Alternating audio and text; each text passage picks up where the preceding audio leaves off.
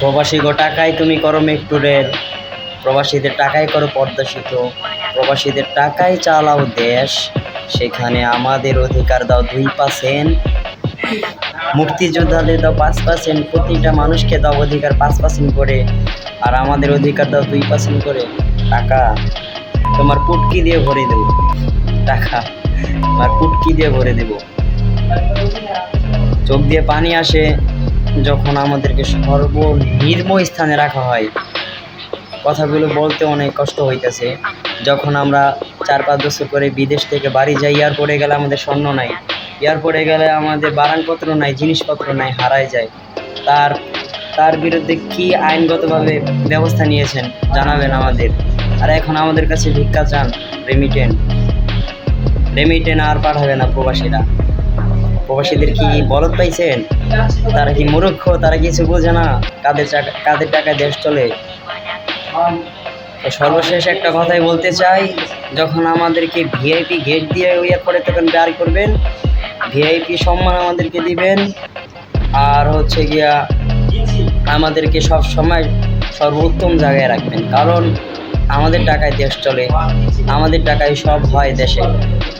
নতুন নতুন উন্নয়ন, ডিজিটাল বাংলাদেশ, এগুলো আমাদের টাকায় হয়। সব কিছু এভরিথিং আমাদের টাকায় হয়, আমাদেরই কোনো মূল্য নাই। এয়ারপোর্টে গেলে আমাদের গালি শুনতে হয়, আমাদের জিনিসপত্র হারায় যায়, তার পদক্ষেপে কোনো কিছুই করা হয় না। আবার আমাদের কাছে ভিক্ষা চাও টাকা ততক্ষণ না পর্যন্ত পাঠাবো যতক্ষণ না সরকার নিজের মুখে সংসদে গিয়ে ভাষণ দেবে।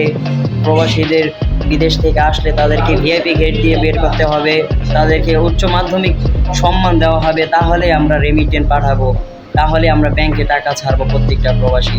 2 মাস অপেক্ষা করেন সরকার, 2 মাস আমরা আপনাদেরকে পাগলের মতো বানিয়ে দেব যতক্ষণ না আমাদের দাবি না মানবেন।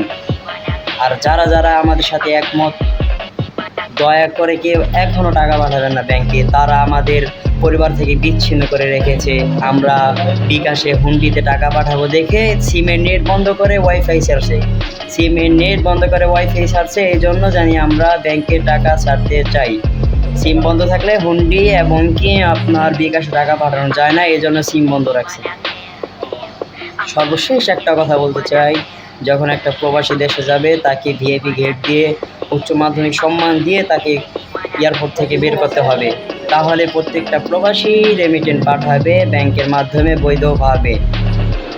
ভিক্ষা চাওয়া দরকার নেই। আমরা আমাদের দেশ উন্নত করার জন্য আমরা বিদেশের দেশে বাড়ি জমিয়েছি। আল্লাহ হাফিজ।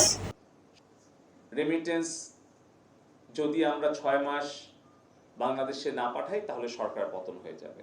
টাকা চুক্তি দিয়ে ঢুকিয়ে দেবো।